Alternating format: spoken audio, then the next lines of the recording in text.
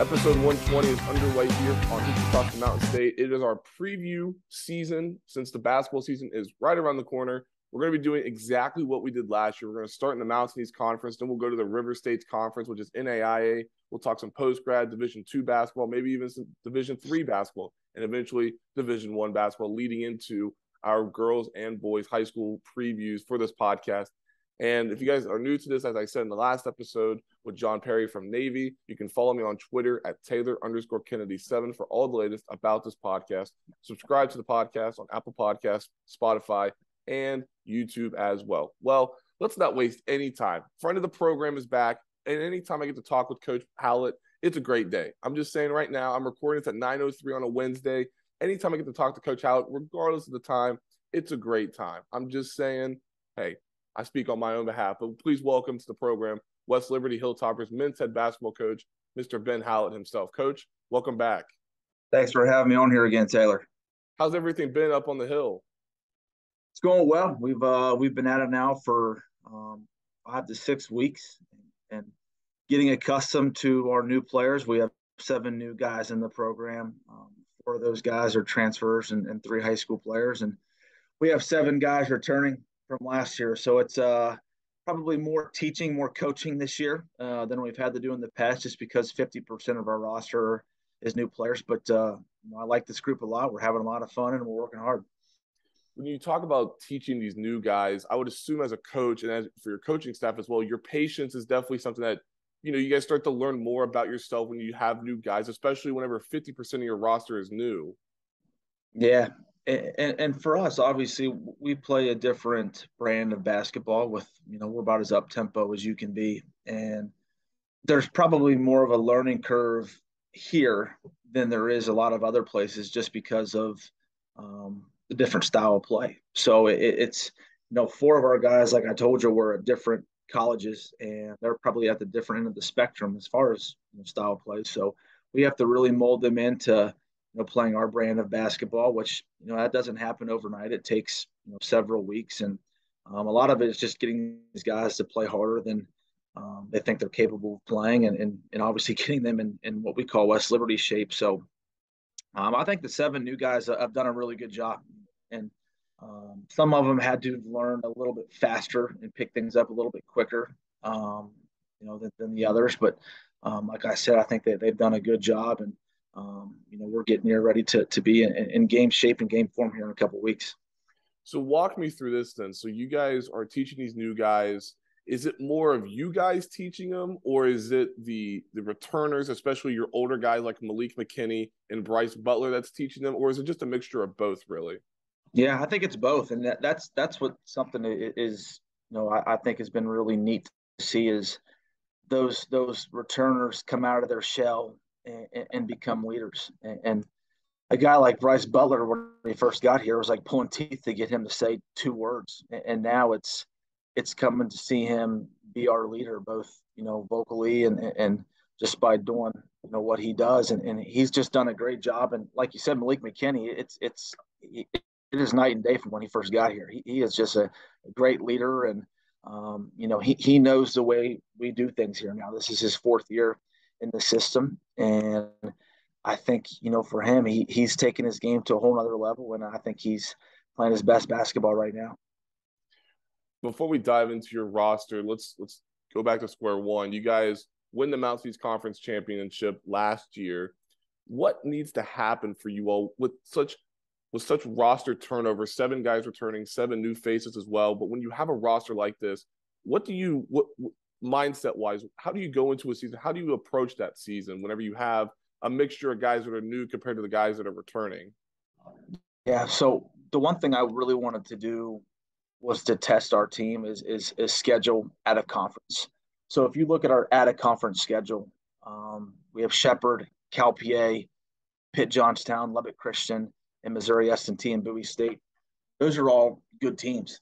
And I could have went out and scheduled guaranteed wins, but I didn't want to do that. I wanted to challenge our guys. And we always just talk about let's play one game at a time. Like we're not going to look down the road and see if we can go 2-0 for one game. We're just looking to win one game at a time if we can.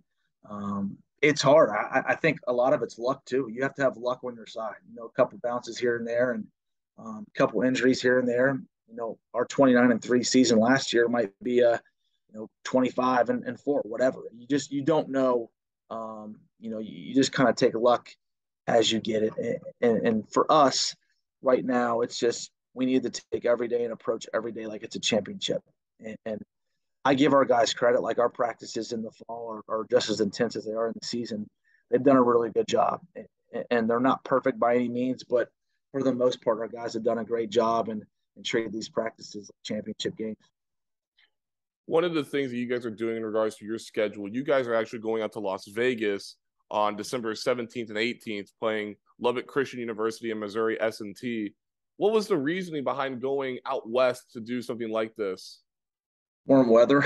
No, I just think it's something to reward our guys. Since I've taken the job, we haven't been on like a destination. We used to take destination trips and try to play some games, and haven't done that. And I just think it's the right time with the right team to go out there. And again, like we had the choice to play teams that we probably would have beat out there, but I wanted to play Lubbock Christian, and they were number one in the country for the majority of last season. And they've got a great program, and they're very well coached. And playing an in-region game in Missouri S&T, the second game, so I wanted to at least get one in-region game. And if you can play an in-region game out in Las Vegas, you take it. When you look at the bulk of your schedule, you mentioned all of your non-conference games. Strength of schedule is definitely one of the things that you looked into as well. But moving throughout this season, what has to happen for you all to maintain that mindset? Because you are going to be going up against tough competition in regards to the Division II level. But, for example, if something were to happen, if like a loss or back-to-back losses or whatever, having a team split up with guys returning compared to guys being new, how do you go about approaching them and saying just keep their head on straight and allow them to understand what has to happen for you all to move forward, not only in non-conference play, but also in conference play? Yeah, that's kind of my job. Like it's my job to keep the ship going in the right direction. And, the culture here is, if we lose a game, obviously not a good thing, but sometimes, especially in the past 3 or 4 years, looking back on it, we needed to lose a game. Sometimes I felt like we started to feel ourselves a little bit, and we started to maybe, I guess the old saying is read your own press clippings. And maybe we thought we were better than we actually were. And, sometimes a loss, as bad as it is at the time, makes you go back and examine some things that you were doing wrong and really dial in and fix some problems. And, there's been times over the past 3 seasons, I know, because when I reflect after the season individually on our season, those losses I always think actually help us in the end. There was a time, I think 2 or 3 years ago, where we lost 3 games in a row, and that same year we went to the Elite Eight, which I don't know if we've lost 3 games in a row in 15 years here, but I credit those 3 losses, as crazy as it sounds, for our success in getting to Elite Eight. So, yep, losses are no fun, but sometimes I feel like you need losses in order to learn and grow as a team. Okay, so let's talk about your roster. And looking at your roster and the numbers in regards to what's returning, one of your top 4 scorers returns last year from last year's team, and that's Bryce Butler, a guy that we always talk about whenever the two of us chat. But just walk me through his growth this offseason. Where have you seen him grow that just really stands out to you? Yeah, I think first off, Bryce is having another coach on the floor. He's he knows the ins and outs of our program probably better than any player that we've ever had here since we've been on this run. And he's going to be a heck of a basketball coach someday. Like when he's done playing and he'll play professionally for probably however long he wants to. He's going to be a really high level basketball coach, and I hope there's a chance I get to coach with him or against him. That's just how much I respect him and think how good of a player he is. But this summer for him, he came in and he was in tip top shape. He added some muscle to his frame, and he was, in the summer he was playing at a level.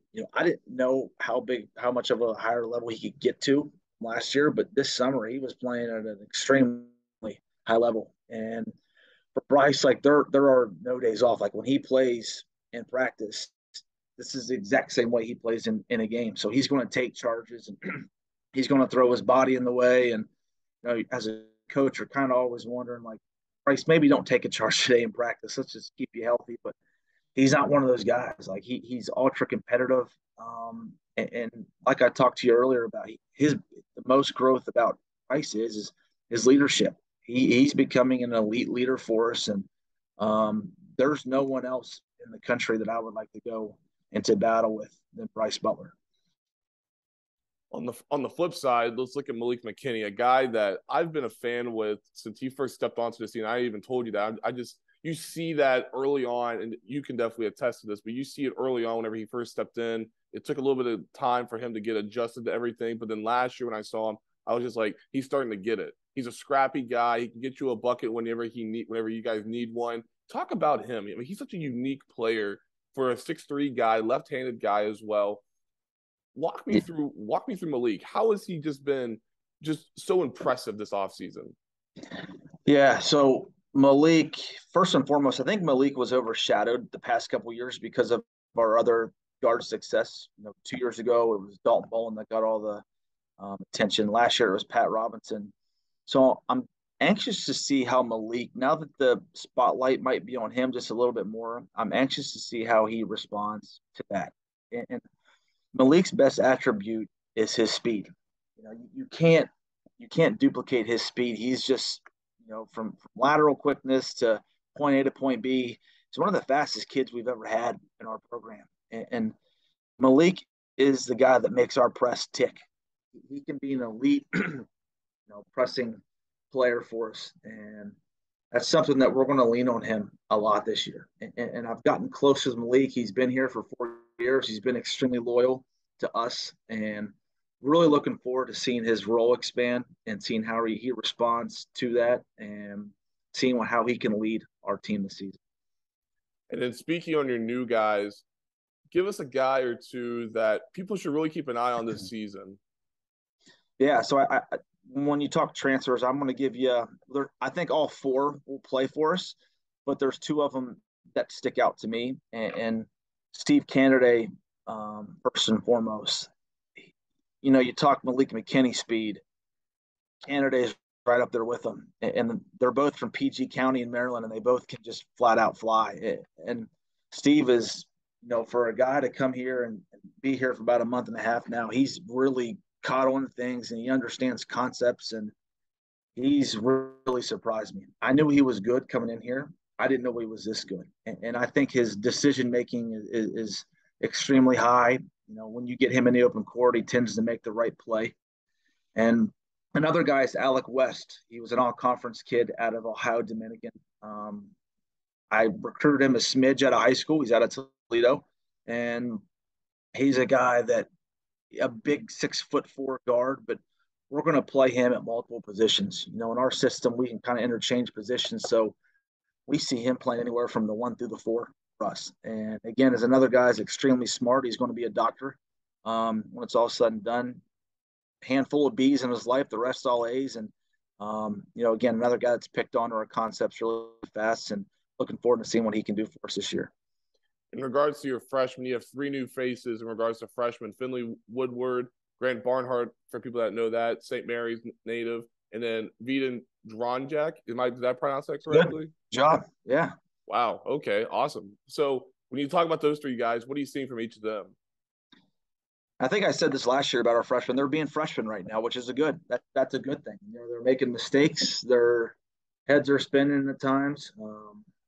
They weren't in college game shape yet, and they're getting there, and that's good. I think Finley, over the past 2 weeks, has really played well, and right now, if I were to say right now, I think he's going to help us this year. I think he's going to play for us. And then Grant, and we call him V, but Vidon is how you pronounce his name. Both those guys they're learning right now. They're learning and they're taking their lumps, but they're both extremely coachable. Obviously, Grant comes from a basketball family with his dad being a extremely successful coach at St. Mary's High School, and both those guys are fun to be around, and look forward to being around those guys for years to come. Well, Coach, thank you for your time. It was a pleasure speaking with you yet again. And guess what? It's hoop season, so I know we're both happy. Looking forward to seeing you on the road, my man. Absolutely. I look forward to talking with you all and seeing some hoops this year. All right. Thanks for having me on here. Yep, absolutely. Up next, Dwayne Osborne from University of Charleston. We just sat down with head coach Ben Howlett from West Liberty University. Now let's transition our focus down I-79 and you hook over onto 64 and you go across the river to the University of Charleston, as we are now pleased to be joined by the men's head basketball coach at the University of Charleston, Mr. Dwayne Osborne, friend of the program as well. And Coach, welcome to the program. Thank you so much. Always good to see you, man. Now, for people that have never heard a discussion between Coach Osborne and myself, a couple things. The first one is I don't think I've met anybody else in regards to coaching or anybody that I've interviewed that has a better background than Coach Osborne. I mean, you look at it, he's got those 5 basketballs up top. He's got the poster to the right of it. He's got 4 MEC trophies. I mean, he's not trying to flex or anything, but hey, credit is where credit is due. Just saying. Well, I appreciate you saying that. It's something we enjoy and thankful just to get something that I can put on a shelf, you know. Oh, absolutely. Well, and, you know, the guy before you, Coach Howlett, he had some MEC trophies behind him as well that he wanted to flex. So, yeah. Again, credit should never go unnoticed, but it's success. That's right. And he's a great dude. Yeah, he's a good dude. He did ask, however, whenever the two of us finished that you would give a whistle. Now, do you mind giving us a quick little whistle? That's all you get. Hey, that's fine with me. That just lets me know I better get on the line because I'm about ready to go run. Yeah. Tell him you could tell Ben next time you talk to him, I'm hoping at some point I can stop whistling because we're doing what we need to be doing and I don't have to worry about it anymore. I could sit down and coach like he does, you know. He probably wishes that he can whistle like you. That way he can get his guy's attention probably. Yeah. I think he's doing okay. Yeah, he's doing okay. But how are you, my friend? I'm doing great. Doing great. Good to hear. How is everything going over at University of Charleston? Really good. School year's off to a great start. Super excited about, you know, just our team. And it's obviously a totally different team in a lot of ways, new team. But we do have a nice balance of returners and newcomers. And so just excited to see what we can get done. It's interesting because whenever I talk with Coach Koenig here in a second, and I obviously mentioned this with Coach Howlett, you guys are all dealing with returners, key returners, I should say, but at the same time, you guys lost some valuable pieces and then you added some additions as well. So I'll ask you a similar question I asked Coach Howlett. How do you go about balancing those new guys with those returners? I mean, whether or not those new guys are transfers or freshmen, how do you go about balancing that? Yeah, I think it's balancing is a good word. You know, it's a balancing, juggling act. And so it's super important. I think a couple of things probably come to mind for me is number one, I think continuity is super important. And I think that, you know, it took me a little bit longer probably than most people to figure out the importance of continuity. And it's hard to just place a value on exactly how much that's worth to you. And then once you experience it, you just have a totally different level of respect for what continuity brings to your program. So we're thankful for that. I think that's been a huge part of our success the last 4, 5, 6 years, especially. We've just had people that do well, and then they still have another year to play. And so that's obviously important. Obviously, bringing new players in that can play is important as well. And we've been able to find some guys that have been able to do that early in their career. And we've tried to do that with mostly high school players, prep school players as much as we can. And then we've mixed the transfers in. And so we've been fortunate with that. So I think that's important. And then probably the third thing to me after continuity and recruiting is just about the environment that we're trying to create, the culture that we're trying to establish and grow and foster, to me is super important for us to be able to have the success in the areas we want to have them and do the things that we want to do. How do you go about building that continuity? I mean, people have different philosophies and different approaches, but for what you guys are doing and trying to build year in and year out at UC, how do you build that continuity? Well, I think continuity really, you know, just the premise of it, the definition of it, so to speak, is you have to have people that are coming back. It's returning. And so, you know, if you go recruit 5th year transfers, 1 year transfers, year after year after year, you never have it. You don't even have a chance. It doesn't matter what you do. And so to me, I think it's recruiting players that have multiple years as many years as possible to come in and be a part of your program. That's how you develop continuity. And then again, the culture piece of it is super important, because if you recruit younger players, but they're not treated well, they don't feel like they're cared about, they don't feel like they're loved and pushed to be their best and held accountable for what it is they're trying to do and what we need them to do, then I think those people sometimes kind of just, kind of flake out a little bit, of the program, and, they just head to the transfer market, whatever. We've been super fortunate with that we have not had very many defections. And so I would like to think that's a part of, I have great assistant coaches that do a really good job, just helping us to build that culture, chemistry, togetherness within our program that helps guys hopefully want to stay and be a part of it. This is usually a question I hold off until the end, but since we're talking about that continuity, you, my friend, you are one of the definitions in regards to coaching continuity, because sometimes in college, and you know this, you may have a coach that's in there 5, 6, sometimes 7, 8 years. But my man, you've done it for 10 years now, racking up a record of 172 and 87. And then here, I saw this stat earlier, and I said to myself, this is unreal. No coach has more MEC championship game appearances or MEC Coach of the Year honors than you. So what has led you to consistently coming back and just continuing the success with the Golden Eagles? Yeah, that's a great question. And I think the big part of it is, I think that I have had phenomenal assistant coaches. And so those guys really probably are at the starting point, of why things are the way they are. I have Max Bent and Mika Stout right now, who this is Max, his second stint with me, his third total year. Mika's been with me for 3 years. So those guys also, there's continuity in our staff. I think we have a great feel for each other. And I had Brett for 5 years, who's the head coach at Salem now. And, Tom Behrman's in Division I. And, it's just, those guys have done a really good job. And so that helps a ton. And then, probably the most important piece of it is you have great players. That's why you have success, is because you have really good players. And then, again, not to beat a dead horse, so to speak, but for us, I would say that the environment that we're creating is the third part of it. So I feel like if we do a good job as a coaching staff developing relationships with our players, and making sure that they know they're cared about, loved, and all of that, and then we recruit talented players, I think that's going to help us, to have success and help anyone have success. And so hopefully we're doing a good job of that. I think that we're doing some good things, but we have not arrived yet where we are hoping to arrive. You keep mentioning you guys building this culture, this tradition as well with UC. 10 years for you this upcoming season with the Golden Eagles. What is that starting to look like? What have you kind of seen that? How have you kind of seen that come into fruition as of late?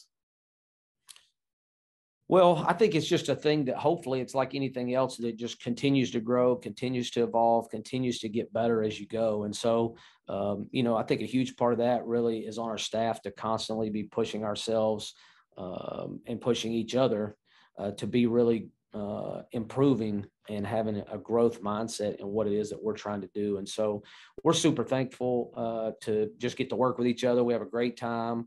I feel like they, laugh and pick at me a lot, but, it toughens me up, thickens my skin a little bit, makes me tougher. And so, but we have a great time. I think we really care about each other. And I think that really kind of just works its way down through our program. And I think when players see that the coaches love each other, care about each other, and want the best for each other, it makes it easier as we go throughout the program. So, we're super thankful. I think we have a great university. I'm super thankful just for all the things that, our president, Dr. Roth, our athletic director, Dr. Stevens, they care about winning. They care about being your best. They care about you striving to do the very best you can and be the very best you can be. And so I think they want that for me. I think they want that for my assistants. I think they want that for our players, our team. And I think they want that for everybody that has anything to do with your faculty, staff, student, alums, friends of the university. And so I think we're all striving to do that the best we can. You mentioned those players that you have this season. 4 of your top 5 scorers from last season are back. Your lone guy in that top 5 that is not returning is Lamont McManus. And let's start there. When you lose a guy like Lamont, how much of a emphasis will it be for you all identifying that key post player down low? He doesn't have to be as effective as Lamont because it's hard to replace a guy like him. But how important were you guys to emphasize and identify a key post player? Yeah, great question. I think, obviously Lamont's been a staple here. He's now playing professionally in Argentina and just had tons of professional opportunities. And so he's doing that now. And, he's a 1,900 point scorer, 4-time all conference player. And we're just not going to find somebody to just come in and do what he does. And so, it's one of the unique things about our team this year is that we're going to be totally different. I haven't coached a game without Lamont since the spring of 2017. And so it's a little bit of a change for me. He's been a security blanket in a lot of ways and made me look a lot smarter than what I really am. And so we aren't thinking about, okay, we have to find one player to take his place or to do what he did. It's in a lot of ways, it's just going to be super different because the people that we will play at the 5 are just wired in every way so differently than Lamont. And so we'll have to do it by committee. And but I think where we, they can't necessarily do some of the things that Lamont can do. I think Lamont said it best, that these guys do some things that he can't do. And so, it's going to be a fun year trying to figure that out. So looking at the statistics from last year, 2 of your top returning scorers are Keith Williams and Eddie Colbert. So let's start with Keith and we'll work over to Eddie. But let's talk about Keith for a little bit. He was a dynamic player last year for you all, averaging right around 14 points a game, shooting 50% from the field. Having a guy like him that makes the right decisions offensively, and he's just an overall great athlete for your team, an asset for your team as well. What does that ultimately mean for you all as a coaching staff and for the ultimate picture of the team? Yeah, I tell you what. Now I could probably spend an hour talking about Keith Williams. It is, he's a 5th-year guy in our program, just unbelievable. I think he's a really, really good player. I'm not usually a person to say this, but I would say, I think he's the best player in the league, the best basketball player in the league. Now, the reason I say that is because the best player, we're not playing football where if you're a good quarterback, it doesn't matter that you can't tackle. We got to play both ways. And I don't know a better 2-way player in our conference, in my opinion, than him. There may be other coaches that feel they have that. But for me, Keith Williams is that. And I think Keith, the great thing about him is he's continued to improve. He's continued to grow. He's continued to get better throughout his entire career here. And so I think the thing that's been fun for him, I think he's going to have a great year. The thing that's been fun for him and for us, I think, this year is just to see his continued progress as it relates to leadership. And he has been super vocal, used his voice well. I think he's really learning how to use his voice well. And so much of, I think, our success this year will be dependent upon that. He obviously has to play well, but he also has to lead well for us to be able to really reach our full potential. And so sometimes he's such a hard worker. He's always in the gym. He's never a guy you have to worry about getting in there extra. He's going to do those things. If anything, you're probably going to have to run him out of there. But, for us, it's not so much Keith getting himself from a 9.0 to a 9.2 as a player. It's more about him using his voice and his leadership skills to help some of the guys who maybe they're a 6.0 get to a 7.5, or a 6.5 guy get to an 8.0, and elevating the play of his teammates. And so I think he can do that through his leadership. He'll be able to instill confidence in them. I think, one of the new players made the statement to me, it's really tough to play with him. And it kind of caught me off guard because I'm thinking, I don't think it's very difficult. And so I just said, well, why? And they said, he plays so hard and he's so competitive that you feel like it is really hard to match that level, and you don't want to let him down on that. And so I think that's a great thing that's been said about Keith. And so we have a lot of confidence in our program about him and what he's going to be able to do in the year he's going to have. The other guy I mentioned, Eddie, you look at what he's done, 45 games started, 77 games played total. Another guy similar to Keith, been in the program for a while now, knows the philosophy, knows the system. having a guy similar to Keith that's been around, but not as much experience as Keith on the field and starting wise, what does Eddie need to do to make that leap? Yeah, great question. I think he has consistently been moving himself forward since he's gotten here. I think one of the things that he needed to do to give himself a chance to do that was have a good summer. And he, I think, had his best summer since he's been here.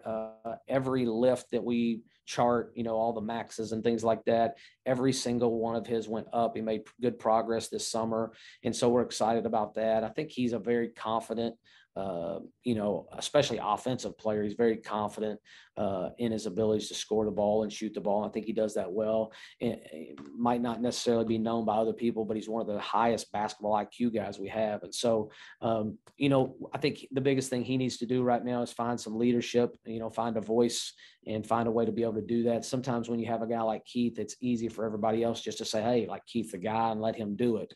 But we really need everybody to step their leadership skills up. And for Eddie, who's a fourth-year member of the program, that's going to be important. Going through your roster, just off the top of my head, I'm seeing a lot of sophomores, redshirt freshmen, and freshmen as well, which means you have some new faces. Talk about a few of those new faces that you have on this year's Golden Eagle squad.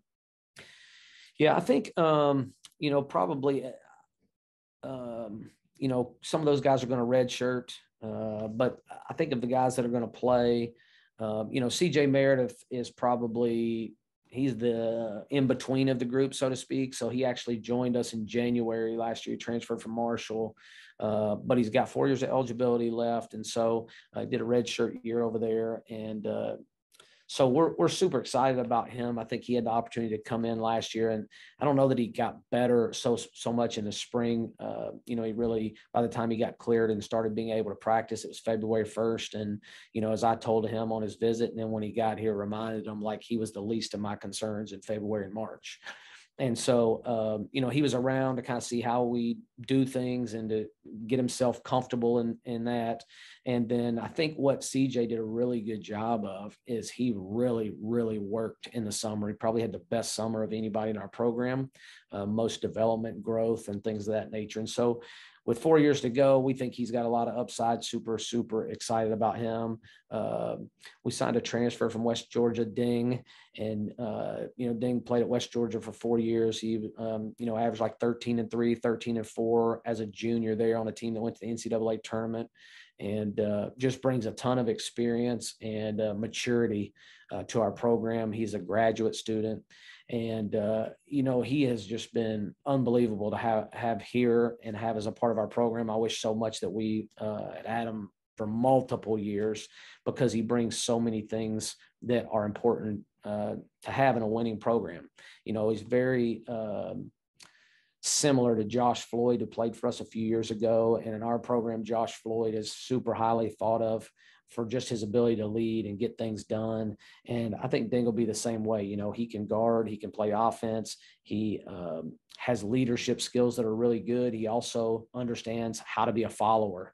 And so I think he's done a really good job trying to find out how he fits in here, and then how he's going to be able to pair up and, almost hopefully become Batman and Robin, so to speak, with Keith.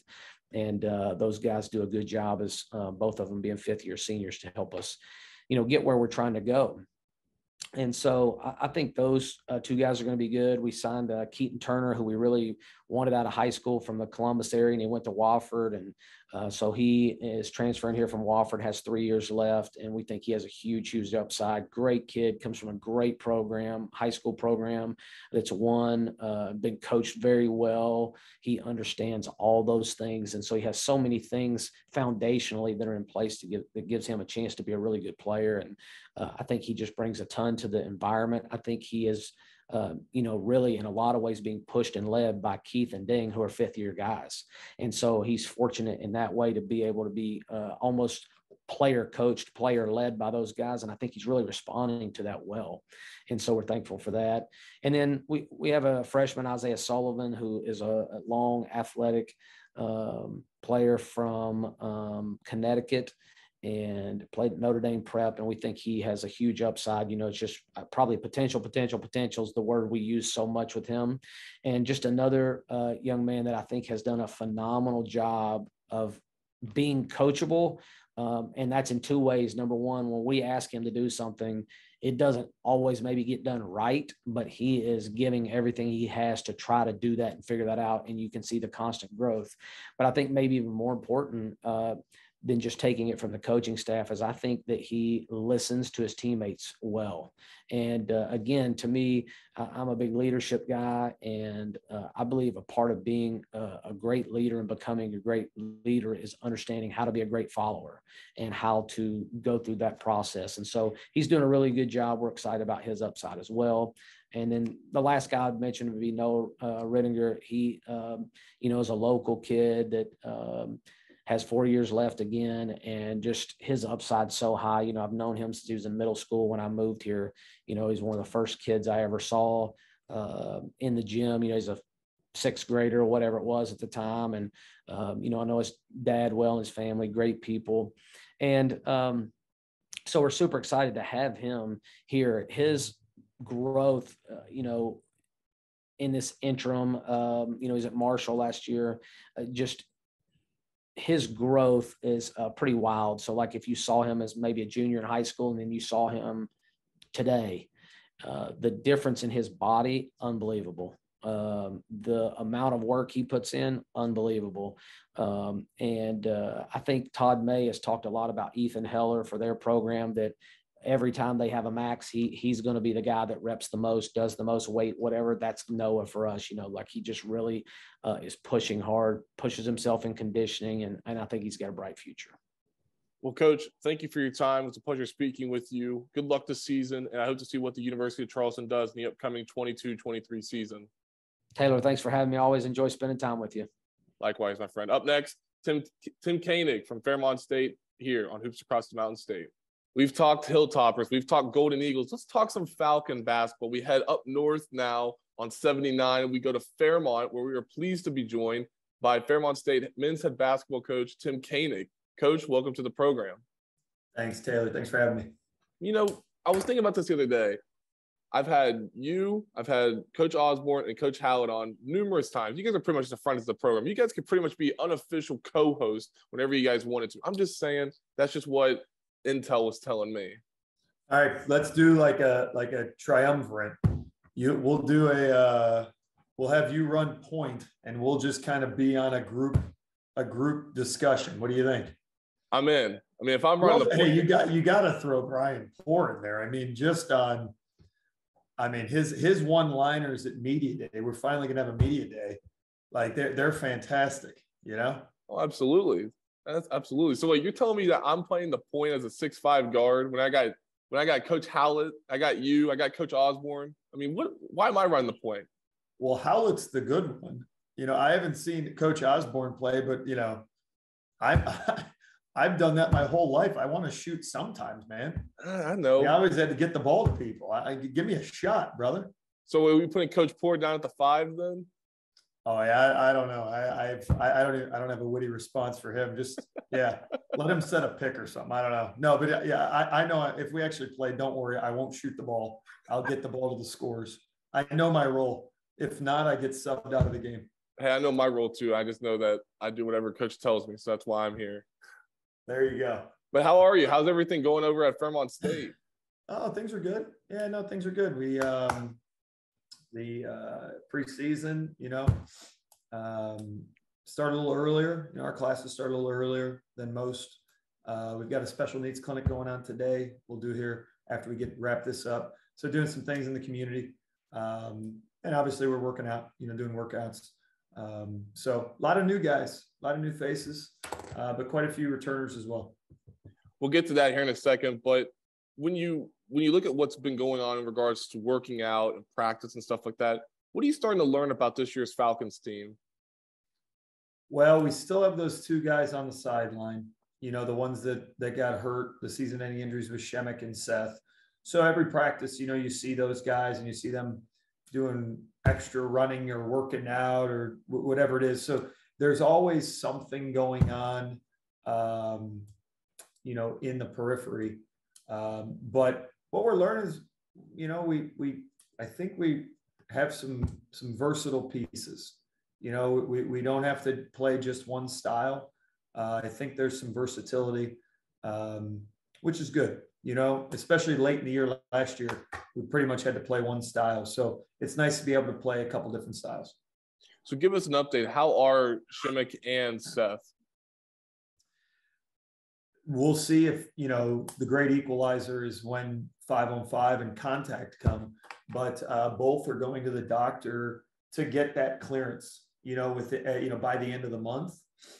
Then it's going to take time. It's going to take time to then play and participate and practice and things like that. So no, they're doing great. They've worked really, really hard. Bob Cable and his staff here, the work that's put in behind the scenes, obviously by our players, like people see that, but the work that's being put in behind the scenes with the athletic training staff and the team docs it's remarkable. And obviously Shemmick and Seth work their tails off, but they listen really, really well. When you go through this process of having guys injured, especially to the degree that Golick and Yonkin were in last year, how do you go about that evaluation process? I mean, you mentioned how you want to see them in live action with 5-on-5, but whenever you really truly sit down with your staff, what kind of evaluation, if any, do you guys have to say, okay, he's cleared to go, or he looks like he can play some? Well, right now it's all the docs. It's all the docs and then the athletic training staff. We really have nothing to do with it right now. Once they get the 100% clearance to go live, I don't know if there's an exact science to it, and it's something that I just have to remind myself and them. Rome wasn't built in a day. Stepping in here and playing 25, 30, 35, whatever the minutes that maybe you've done in the past. We just got to take it day by day. I mean, I don't want to get cliche on you, but they can't just walk in and play an exorbitant amount early. So it's going to be a gradual process, but confidence, conditioning, cutting, physical play, all those things you look for. We'll just, we'll take it slow is what I'll say. So I was going through your roster, and of your 4 players listed 6'6" and above, you have Tariq Woody, Seth, David Jolander. Is that how you pronounce it? Correct. Jolander? Okay. Zach Kimball. Whenever you look at those 4 guys, obviously we've mentioned Seth. Zach is back as well. But talk about Tariq and David. How important it will be, including Zach as well, who saw limited minutes last year.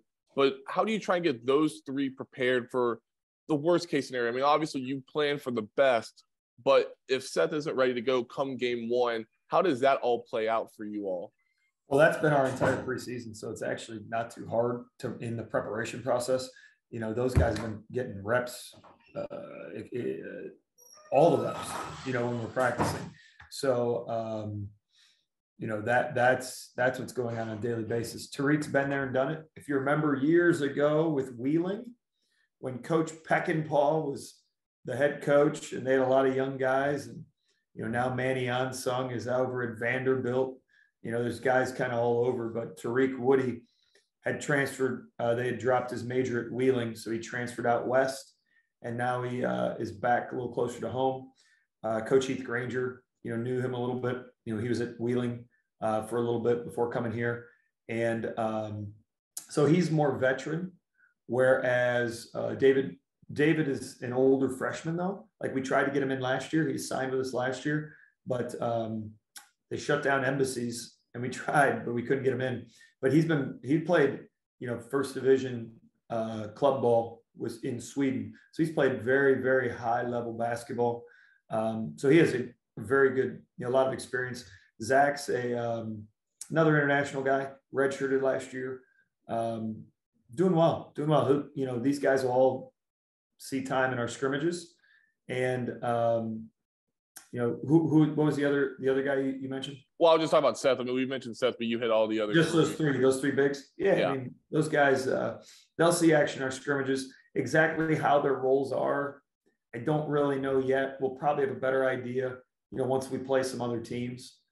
So maybe, right before the season, if you ask me that question, I can give you a little more direct answer. Right now it's, we definitely definitely need to play at least 2, if not all 3, especially early in the year. So of your 16-man roster last year, 9 players returned, 7 are gone, including Cole Von Handorf, which we'll get to here in a few minutes. But when you look at this year's roster, you have 10 guys listed as either freshmen or redshirt freshmen. What was the motivation behind getting such a large freshman class like that? We try to actually just get balance. If you look, we have a few transfers on the team. Fonz Hale, Tommy Williams, Tariq Woody. Those are the 3 older transfers. We've got quite a few freshmen coming in. It's really just we're trying to get great guys from great families, guys that want to work, that are unselfish, obviously, but that are just great teammates, and that are winners. So, and we really didn't want all freshmen, and quite frankly, we don't want to just live in the portal either. We want to have some good diversity in our approach, because we think we can find the best and the brightest, if we do those things. So, yeah, it just ended up where there's maybe a little bit more freshmen, but we also have those, like we talked about, those 3 older guys with big experience. Fonz, Tariq, and Tommy have been there and done it before. And then I know David is considered a freshman, but he's had a lot of high-level international experience. I'll get to some of your key transfers here in just a second, but similar question whenever I ask you about the injury situation, I'll ask you for these freshmen. What does that evaluation look like for you all, evaluating each and every freshman and then deciding whether or not they're going to get some valuable minutes either early on in the season or in the season in general? Well, it's hard to predict, because like you said, those 2 other variables, at some point are going to come back, but you can't really worry about when. You just have to go with what's in front of you. Body of work, consistency. We need consistency. And that's the toughest thing for freshmen to learn, to play hard all the time, to make the right play. We joked off air before we started, I'm not going in there trying to bomb a bunch of jump shots. If I'm playing, I know that I better not shoot too much. I got to get the ball to the scorers. Just be yourself. It reminds me of now the Cleveland Guardians, but it used to be the Cleveland Indians. That's the team I really follow. But their manager, Charlie Manuel, used to say, "Know thyself." And they had shirts of "Know thyself." Just be yourself. Each guy brings value. Be yourself and do it to the best of your ability. Obviously, Seth Youngkin and Briggs Paris are 2 different players. They both have great value. Just be yourself. So let's talk about 2 of the additions. We've already mentioned one of them, the overseas player coming from Sweden, and David. But let's talk about Fonz first, and we'll mention Tommy here in a second. But when you look at Fonz, his body of work is outstanding. Senior for you all this year, was the leading scorer last year at Salem under Brett Rector, averaged 22 a game. What are you seeing from Fonz? I actually remember watching him play as a sophomore in high school. So he's a Cleveland guy. He went to Maple Heights. Saw him at the Word Church in Summer League all the time. So I'm giving you a lot of background, but I've known that guy for a long time. He went in the portal, and it's one of those things like Tariq. Devin knew him. Tommy Williams, we'd recruited him out of high school, obviously went to Glenville. He goes in the portal. We already knew him. Fonz, he goes in the portal. We already knew him. And, so it's a lot easier when you have a relationship to go, to start the recruiting process with the transfers. Again, like we said, we don't have a ton of them, a lot of transfers, but the ones we do, we had some form of prior relationship prior to, they get in the portal, then it's not just starting at square one. You go back to the stories of the high school days when I'd watch him play, and obviously he played last year, did a great job for Coach Rector. He's just been there and done it before. He's played. Tommy Williams has played in our league. He's done really well, shot it really well. Fonz has played really well at this level. So there's no substitute for that kind of experience, and again, their level of consistency day in and day out. it's really good. We're going to count on those guys, to help us.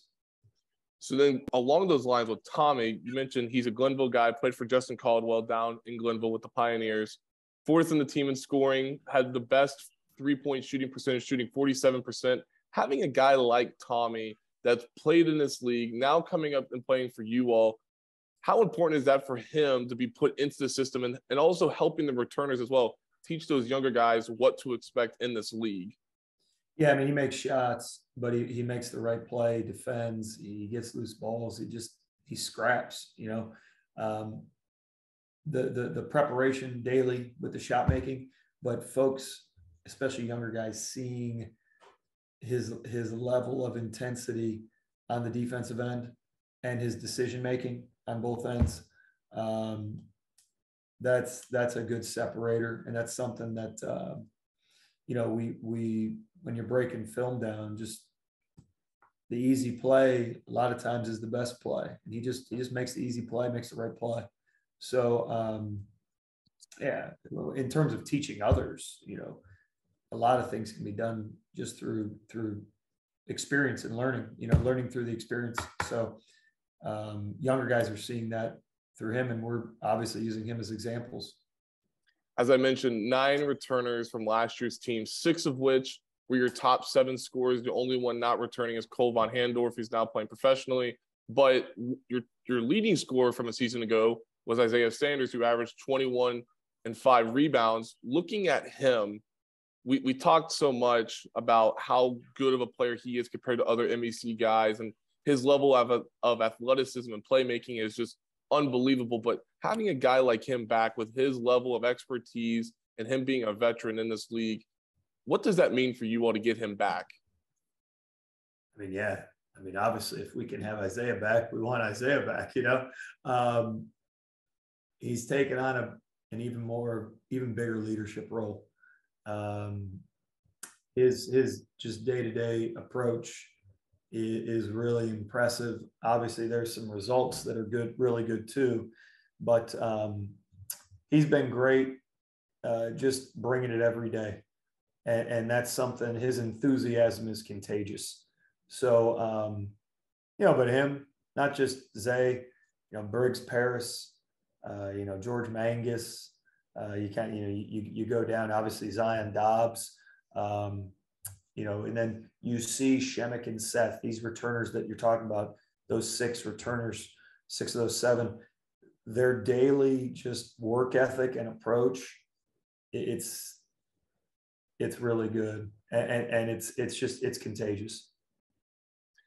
And then finally, I was going through what you've been able to accomplish in such a short amount of time at Fairmont. 61 wins through your first few seasons. So my question to you is just very simple. Probably the hardest question I'll ask you today. But when you look at the level of success that you guys have been able to achieve in your first few years as the Falcons head basketball coach, what would you attribute that to?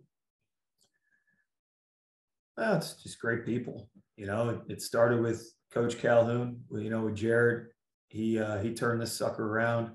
The community supporting it to such a great level. Then the baton was passed to Coach Missoula, and Joe. Obviously, congratulations to that guy. Oh my Lord, I have to say, as a Cleveland guy, I'm always going to root for the Cavs, but I guess I'm a big time Celtics fan now. The good luck to him. But again, keeping that going. You look at the background. Calhoun put that up. Missoula didn't change it. If it ain't broke, I'm not fixing it. So one is embracing tradition, and then 2, again, like I said, it's people. Got to have great players. You look at these players. Look at the staff. I said staff. I said the community. We need good players, and we've had really, really good players. That's the key, and the players actually, listening and listen to each other as well. If our guys continue to not care who gets the credit, we're gonna be okay. Well, Coach, thank you for your time. I appreciate it. Always a pleasure speaking with you, and good luck this season. Taylor, thanks, my man. And again, great background. I like that floor. Well, thank you, Coach. I appreciate that. Episode 120 in the books with 3 special guests, Coach Howlett, Osborne, and Coach Koenig. You can follow me on Twitter at Taylor_Kennedy7 for all the latest about this podcast. Subscribe to the podcast on Apple Podcasts, Spotify, and YouTube as well. Up next, we'll speak with 3 more Mountain East Conference coaches as we continue on through our preview series. You won't want to miss it on Hoops Across the Mountain State. Thank you all for listening, and stay safe.